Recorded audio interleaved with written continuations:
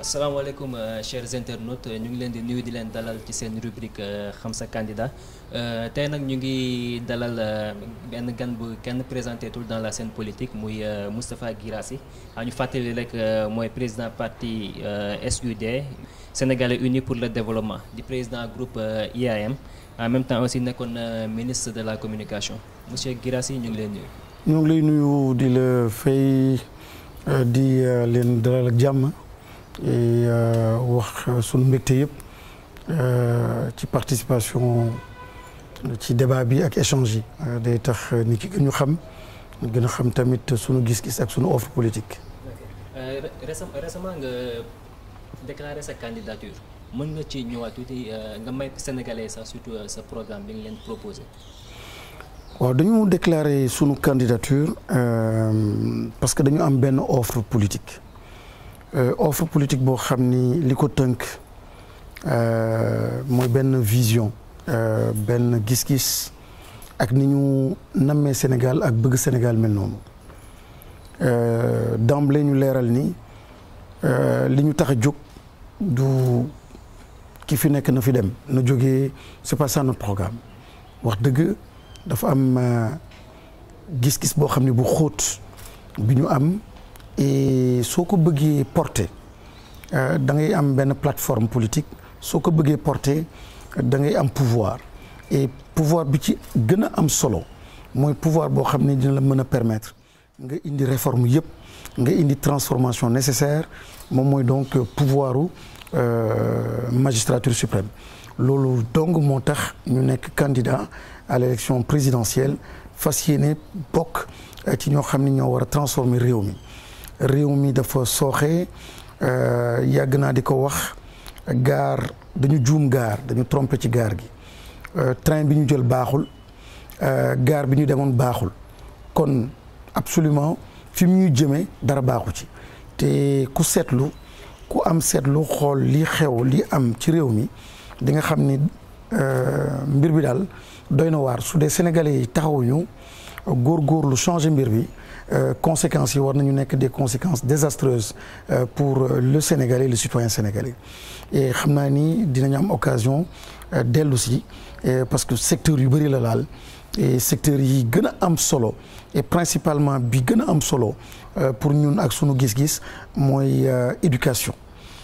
éducation su baaxul réew mi feebar na éducation su baaxul doo mën a transformer sa réew xam-xam mooy transformer économie xam-xam mooy indi industrie xam-xam moom mooy permettre développement wu bay ak santé xam-xam moo nekk à la base de tout soo bëggee tamit transformer sa réew da nga soxla ay doomu aadama un capital humain la ressource humaine boo xam ni moom mooy porter cette transformation là kon su dee foofu dafa feebar léppay feebar dara mënul baax moo tax secteur bii bi may tuddee sànq secteur éducation dafa nekk secteur bu feebar et secteur boobu moo tax jikko yi tamit ak crise des valeurs am partout dañuy faral di wax ni économie bi metti na environnement bi yàq na environnement des affaires santé bi doxul yu bëri daal doxul mais lépp daal nañ ko delloo nit ak valeur yoo xam ni moom lay incarner moom lay porter su jàngoro bi nekkee foofu dara mënul baax et Sénégal fa la toll nii moo tax il est important ñu repenser suñu développement repenser li ñu doon teg ko tamit ci axe yoo xam ni moom mooy axe yi mën a permettre ak ànd ak sunu fulla sunu fayda teg ci donc Sénégal mu nekk donc chantier yoo xam ni ak chantier yoo xam ni moom la ñu yaakaar ni moom moo mën a transformer réew mi. am na chapelet wu ay promesses doo ko dégg ci sunu discours politique d'ailleurs depuis ma nekk ci langue politique ba tey jii du loo xam ni aay naa ko daal di def di ay promesses électorales ou un discours très politicien même si nous sommes en train de faire la politique. Je pense que dafa jot ñu wax dëgg sénégalais et dëgg bi ñu war wax sénégalais mooy ni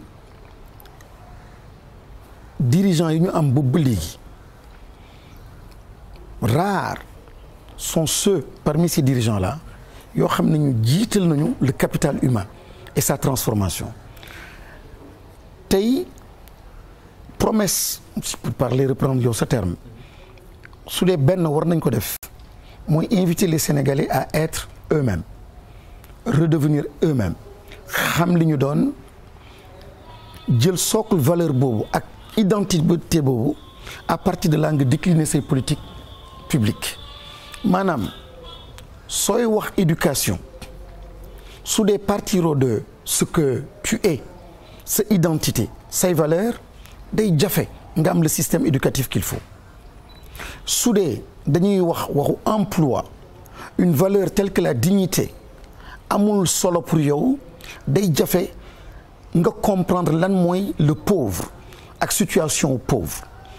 on veut ramener donc ñun ci suñu offre politique la question des valeurs mu nekk au centre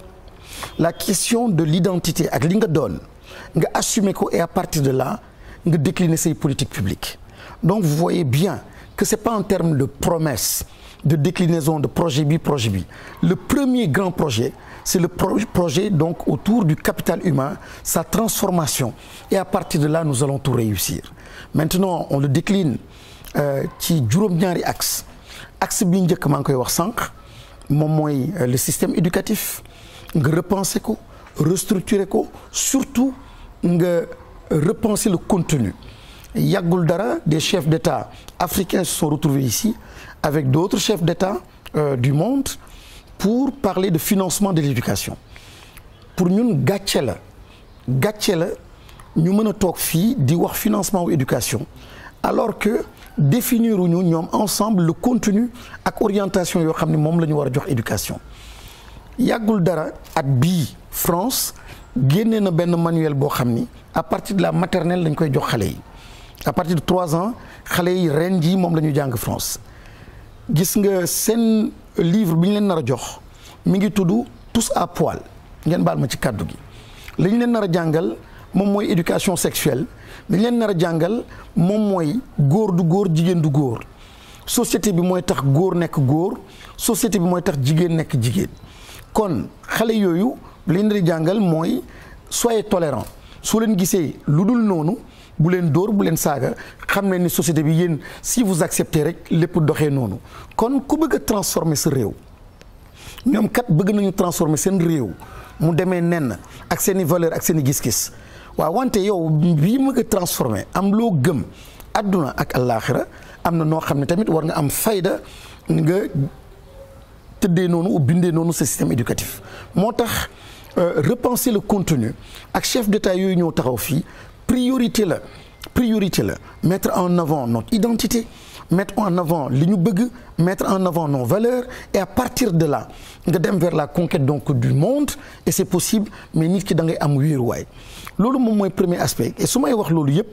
maa ngi intégrer nag tout ce qui est technologie tout ce qui est intelligence artificielle mënta ñàkk aujourd'hui monde bi ak adduna fa lay jëm et nga repenser donc ce système xam naa ne du ñu am temps dugg ci yooyu yëpp pour nga mën a outiller ce capital humain ces ressources pour mu am xam-xam bi mais éthique bi ak philosophie bi tey jii adduna dafa réer de plus en plus on parle d'éthique de plus en plus on parle de transparence donc nit ñi dem nañu ba gis ni valeur yooyu lu mu ŋànkul rek lépp lu la loo mën a am lu sa borom mën a jox da nga ko nar a rater da nga ko nar a perdre parce que li koy marché loo li tax muy am njëriñ doo ko jëfandikoo doo ko mën a jëfandikoo parce que amoo ko beneen axe bi moom mooy politique économique axe bi daal nañ ko mën a résumer mooy rompre avec benn économie néocoloniale extravertie maanaam boobu ba léegi depuis indépendance ba tey jii ba léegi sunu économie dañ ko ubbi di ko tabax di ko bind pour simplement muy servir l'extérieur loo am xalaatoo yow développer sa benn gox wala benn filière industrielle principalement li nga bëgg a def moom mooy produire ay ressources wala am ay ressources exporter ko kon valeur ajoutée boo xam ne war nga ko am sa réew doo ko am te soo amul valeur ajoutée boobu doo mën a am emploi valeur ajoutée boobu nga war a transformer sa réew comme yenn réew yoo xam ne ay Botswana li ñu def ci seen diamant imposé état bi système bi ñoom ñëpp ñu déggoo ci ne sur place il faut un minimum de transformation